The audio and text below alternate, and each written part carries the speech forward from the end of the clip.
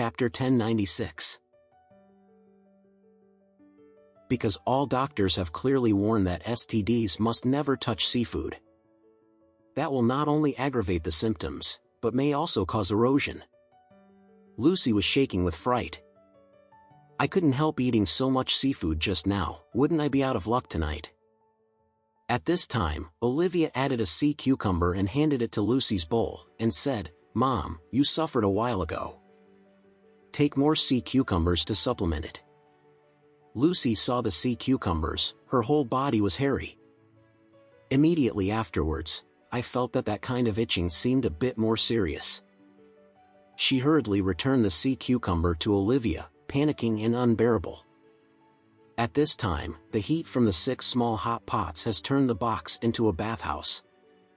Lucy felt sweating all over her body, and her itching was still increasing. She hurriedly stood up and blurted out, "I'm full, and go out to get some breath." "You can continue to eat." Harold said, "Mom, there are so many abalones and oysters." Lucy said irritably, "Oh, I'm full, but I'm not eating anymore." After speaking, Busy got up and went out. Before leaving the stuffy box, Lucy felt a little better. But she also knows that she has just eaten so much seafood, and she hasn't started to work hard for a while. "But when I got hemorrhoids, I didn't eat seafood before. I probably knew that seafood attacks would occur about 3 hours after eating. In this way, I can feel it tonight." She was very depressed. When the sound with her husband was still the same yesterday, she was still thinking that her husband was indeed much worse than the overseer. Thinking about it at the time, she didn't hate the overseer so much.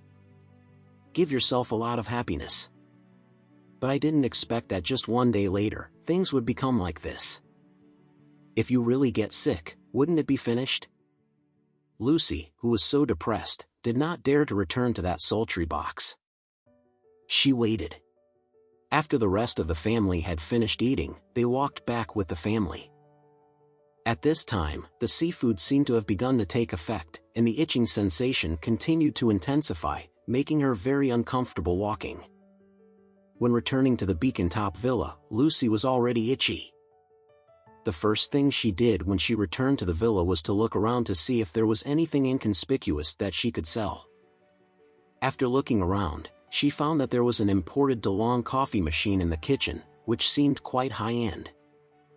Mrs. Richard never drinks coffee, she always drinks tea, so she will definitely not pay attention to this coffee machine. Even if she sells it stealthily, she will not know. So she went online to check the model of the coffee machine. This investigation did not matter, and found that the coffee machine turned out to be a top imported high-end coffee machine. Regardless of the size of this thing, it was worth more than $70,000. So she learned how her son used it, went to the second-hand website and found that the second-hand machine cost more than $40,000 at least. In order to be able to find the seller earlier and change to the money to go to the doctor earlier, she directly marked a price of $55,000 on the local second-hand website. Afterwards, she resisted the itching and waited for more than 10 minutes with her mobile phone. Someone contacted her and said directly, "I want something. Can I pick it up tomorrow morning?" Lucy hurriedly replied, "No problem, see you at the gate of Beacon Top at 9 o'clock tomorrow morning."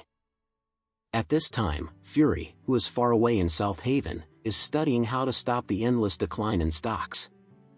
His assistant stepped forward and said softly, "Mr.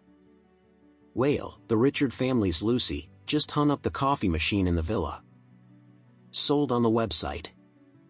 When Fury heard it, he blurted out, "My mother, this family is a special bandit."